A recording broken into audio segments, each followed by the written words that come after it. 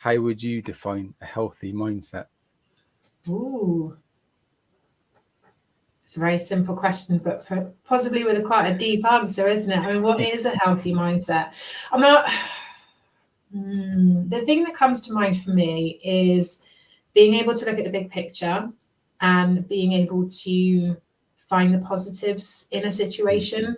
And I think if I'm being really honest, I think there have been times in my life where I've almost taken that too far and not necessarily been realistic about what is going on. It's a great coping mechanism, isn't it? A positive mindset, but I think it does need to be in balance, and you do need to sit with the uncomfortable side of things as well. And I think sometimes it can be almost easier to try and rush through and find the positive and be all bright and breezy and move on, but that's not always helpful.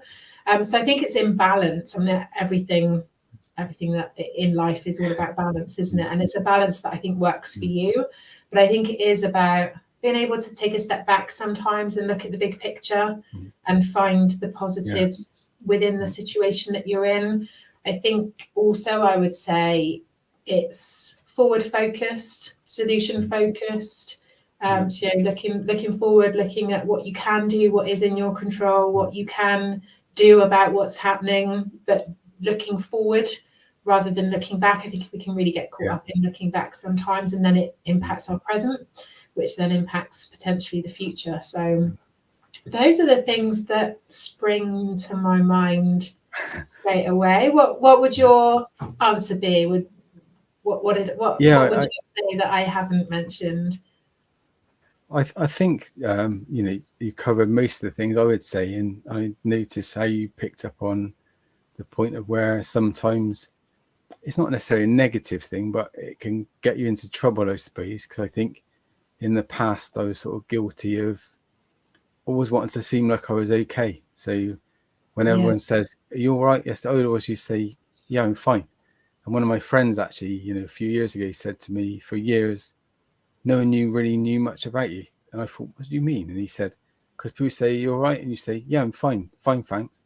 And that was it. And yet I had all sorts going on. And I never would sort of say anything about it, I suppose, until, like most people, it came crashing down at one point or another.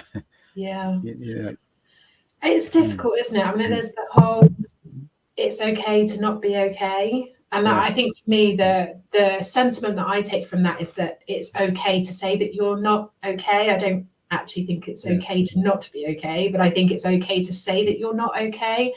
But I also understand, and I think I'm a little bit like you in that sense, in that sometimes it's not always helpful to talk about your problems. And there's a time and a place to talk about it and work it through. And you don't want it to dominate every single conversation that you have. And it does shape subsequent conversations that go on from that as well. So I think there is a time and a place to be open with the right people in the right environment where you do have that space to be able to open up and talk things through.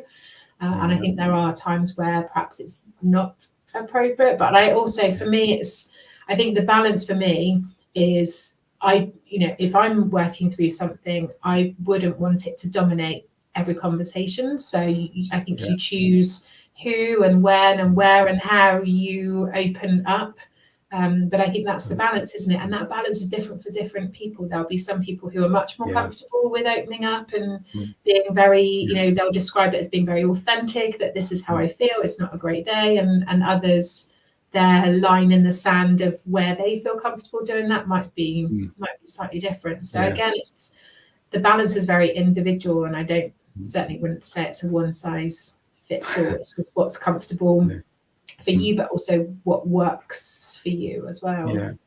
I think as well, from my point of view, before I was ill in 2013 more, I would say, when things were very serious, I used to keep so much to myself, and yet this side of it, if you want to put it like that, I'm find it a lot more easier to speak about myself, and what's going on and those sort of things. Probably too much sometimes, if I'm honest. I think that's the balance, though, isn't it? And I had this conversation with somebody yesterday, and I was saying, and we both we're talking about how we both go quite inward when we're working things through, because we like that time and space to be able to work it through before we talk it through with somebody else. And I think other people work it through by talking it through with somebody else. It is very much a balance of what works for you. But I think it's taking that time out to think, actually, is it working, or do I want to do something differently? I said to someone this morning, funny enough, I met someone briefly this morning, and was saying how we were both quite chatty people. And I joked to her and said, when I was, I actually lost my voice. I lost the ability to speak, not from a cognitive point of view, but because it is coordination. I literally couldn't form the words to speak properly because my, speech and language therapy and things like that. And then when it came back, I probably haven't shut up since, I said. So I was making up for lost time. I don't know that I ever shut up full stop. I don't think it's a bad thing. I think, certainly having heard you speak and heard you tell your story and heard you engage with other people who are not necessarily the same challenges, but who can learn from your experiences, I think it is good to share it, and good to be able to talk it through. Yeah, it's I just think sometimes when we start, if someone gets something from it that helps them, then you can't really ask for any more than that. I don't think that makes sense. Shall I go to the next question? Yeah, it sort of all overlaps, I guess. Really, this one is